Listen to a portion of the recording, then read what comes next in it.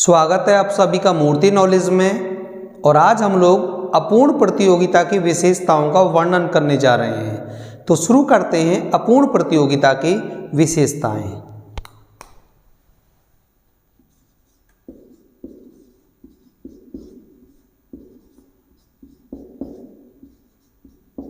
अपूर्ण प्रतियोगिता की विशेषताएं।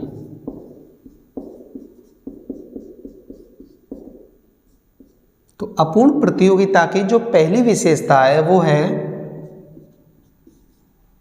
क्रेता और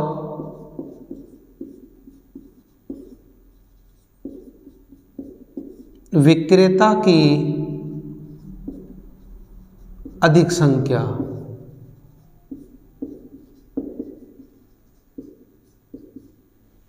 यानी अपूर्ण प्रतियोगिता में जो क्रेता और विक्रेता उपस्थित होते हैं वो अधिक मात्रा में उपस्थित होते हैं, लेकिन पूर्ण प्रतियोगिता की अपेक्षा ये कम मात्रा में देखने को मिलेंगे वहां पर। लेकिन अपूर्ण प्रतियोगिता में ये होते तो अधिक संख्या में हैं, लेकिन पूर्ण प्रतियोगिता की अपेक्षा कम मात्रा में क्रेता और विक्रेता देखने को मिलते हैं और आपस में लेन देन करते हैं। जो दूसरी विशेषता है वो है वस्तु विभेद।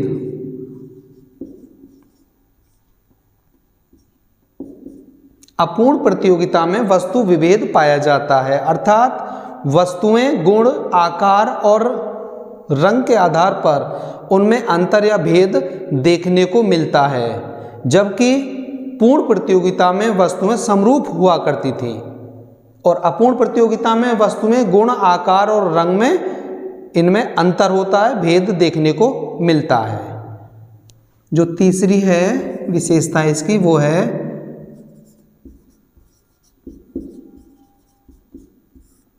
उपभोक्ता की अज्ञानता। यानी अपूर्ण प्रतियोगिता की जो तीसरी विशेषता है वो है उपभोक्ता की अज्ञानता। यानी उपभोक्ता को बाजार के बारे में पूर्ण ज्ञान नहीं होता है, अर्थात उपभोक्ता को ये पता नहीं होता है कि कौन सी वस्तु सबसे कम मूल्य पर बेची जा रही है, जिससे कि उपभोक्ता उस वस्तु को लेकर लाभ उठा सके। तो उपभोक्ता को कीमत के विषय में प्रत्येक वस्तु के बारे में जानकारी नहीं होती है। चौथी जो विशेषता है वो है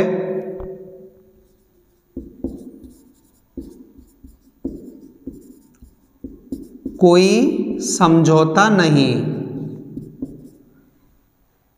जो फर्में होती हैं वो अपने वस्तु की कीमत या फिर उत्पादन के संबंध में कोई भी समझौता आपस में नहीं करती हैं और प्रत्येक फर्म अपने उत्पादन और वस्तु की कीमत के संबंध में जो भी निर्णय लेती हैं वो स्वतंत्र रूप से लेती हैं।